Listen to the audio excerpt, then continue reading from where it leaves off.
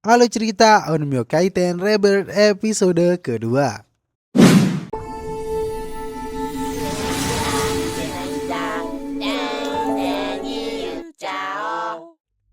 Kembali ke momen Takeru dan Tsukimiya hidup lagi, di mana Takeru sangat senang dan bersyukur kalau Tsukimiya masih hidup. Tapi Tsukimiya malah teriak karena tidak mengenal Takeru, membuat orang-orang di sekitar mengira Takeru adalah orang mesum. Skill penahan kembali muncul dan yang melakukannya adalah Atsunaga, yang juga datang untuk melindungi Tsukimiya dari serangan orang aneh seperti Takeru. Semua orang yang sudah Takeru temui kemarin benar-benar tidak mengenal Takeru lagi.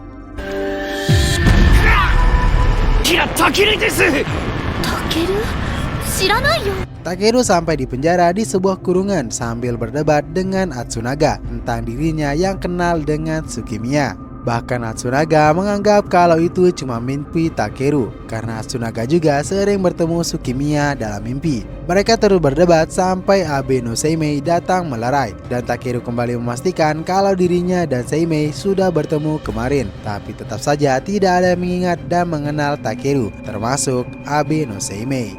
Takeru bercerita tentang dirinya yang melawan Oni di dalam kabut hitam. Tapi mereka semakin tidak percaya karena mana mungkin ada manusia yang bisa bergerak di dalam kabut hitam. Sampai-sampai Seimei juga yakin kalau Takeru berbohong. Tidak berhenti di sana, Takeru dengan penuh keyakinan untuk membuktikan kekuatan Onmyoji-nya. Dia menantang Onmyoji untuk bertarung. Tapi sampai 30 menit lebih, dia terus gagal mengeluarkan kekuatan Onmyoji-nya kemarin. Dan membuat para Onmyoji muak karena sudah dibohongi. Bahkan Yura sampai menendangnya. Abe no Seimei benar-benar kecewa dan melepaskannya.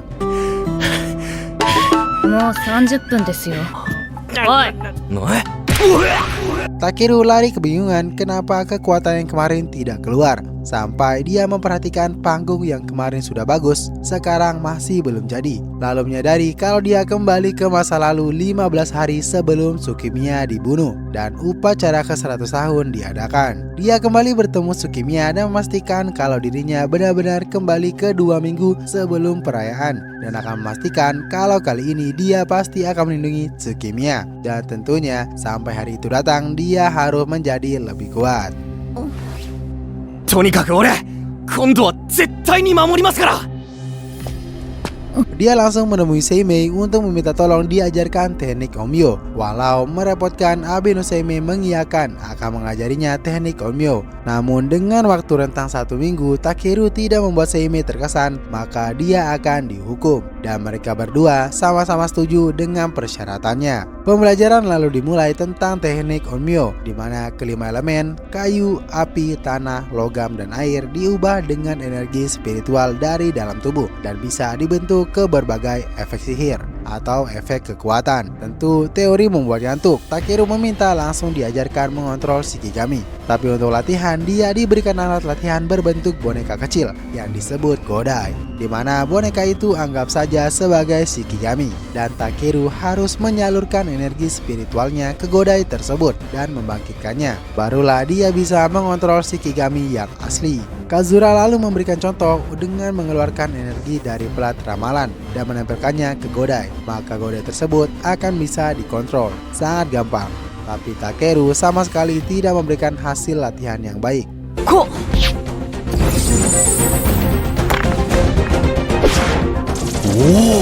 Dia kembali bertemu dengan Atsunaga yang mulai mengerti kenapa Takeru ingin menjadi kuat. Dia lalu meraba punggung Takeru dan bilang kalau energi spiritual Takeru itu kurang, dan memberikannya bantuan agar bisa menjadi lebih kuat dan memiliki energi spiritual yang lebih besar. Di kediaman Atsunaga, Takeru bercerita kalau dirinya sudah melintasi waktu dan dia ingin kuat untuk melindungi Tsukimiya. Walau mereka berdua sedikit bersaing demi Tsukimiya, Atsunaga dengan senang hati membantu Takeru untuk berlatih, mengontrol tenaga spiritualnya agar bisa berguna untuk bertarung. これも術の力だ。 3 hari kemudian, Takeru sudah bisa mengeluarkan energi spiritualnya yang mirip kertas jutsu di Naruto, dan energi itu bisa digunakan untuk memotong benda padat, dan itulah bentuk dari energi kekuatan yang bisa dipakai untuk bertahan maupun menyerang. Sampai akhirnya kabut hitam muncul dan Takeru bersiap untuk ikut ke dalamnya. Meski ditolak Azura, dia tetap kekeh bilang kalau dirinya tidak butuh Shikigami untuk membantu. Tapi tidak ada yang percaya. Bahkan Atsunaga dibuat kesal dan mereka sampai adu jotos, membuat Takeru pingsan dan saat bangun, kabut hitam tadi sudah dibereskan. Atsunaga lalu mengajak Takeru ke sebuah tempat yang rusak seperti terserap dimensi lain. Ternyata itu adalah dampak yang terjadi ketika Shikigami kalah dari Oni. Dan momen itu adalah saat Atsunaga dan senpainya kalah dari serangan Oni. Dan dimensi kabut hitam yang ada menyerap semua yang ada di dalam dimensi, termasuk senpainya. Dan kini dia masih merasa bertanggung jawab untuk terus berjuang demi senpainya. Mereka sama-sama memiliki hal yang harus dilindungi. Tepat seminggu setelah pelatihan Takeru dimulai, Seimei tengah menunggu Takeru yang sedang tidak ada kabar dan absen dari latihannya. Dan sepertinya dia mulai kecewa dan kabut hitam datang lagi.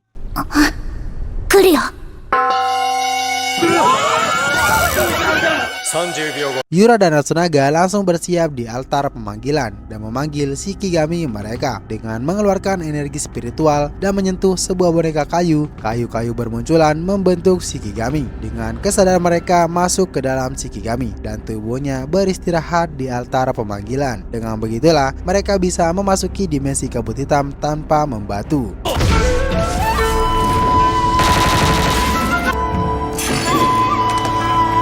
Monster Oni langsung muncul di mana Oni tersebut bisa mengendalikan robot-robot serangga yang sangat banyak dan dia memiliki 2 gong sebagai senjata. Dengan kemampuan Shikigami Yura yang mampu bergerak cepat, mereka melesat ke arah Oni sambil menghindari boneka-boneka serangga. Dan saat Atsunaga akan menembakkan skillnya, monster Oni itu merubah gendangnya menjadi sarung tangan untuk bergerak cepat dan langsung menyerang Shikigami. Saking kuatnya sekali pukulan Oni, Yura sampai dibaksa keluar dari kontrol Shikigami dan tersisa Atsunaga sendirian.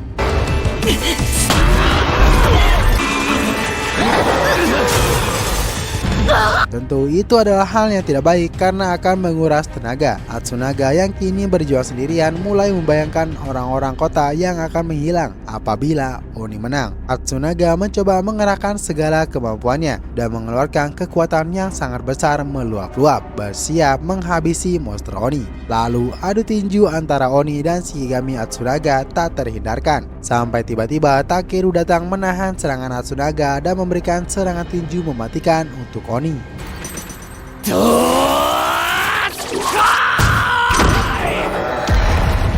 Mereka semua akhirnya percaya kalau Takeru tidak akan membantu dan sekarang sudah bisa menggunakan energi spiritualnya. Melihat kepercayaan diri Takeru, Atsunaga mengajaknya untuk naik ke Shikigami karena butuh 2 orang agar kekuatannya maksimal dan Takeru setuju. Dia langsung masuk dan kini Shikigami mode Takeru dan Atsunaga muncul. Semua orang terkejut termasuk Abe no Seimei yang mulai dibuat kagum oleh Takeru.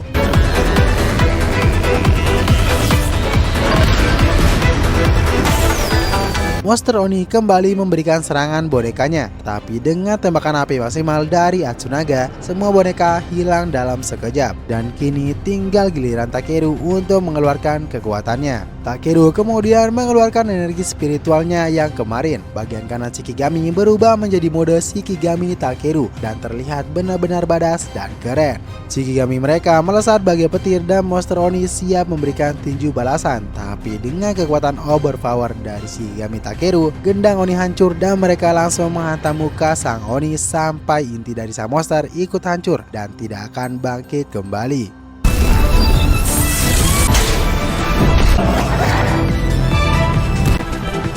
Dan kini Takeru bisa membuktikan dirinya mampu menjadi Onmyoji meski Yura masih tidak terima. Tapi Abe no Seimei langsung mengajak Takeru untuk menjadi Onmyoji secara resmi setelah dirinya melihat bentuk dari tenaga Takeru yang digabungkan dengan Shikigami mereka. Dan episode kedua ini berakhir.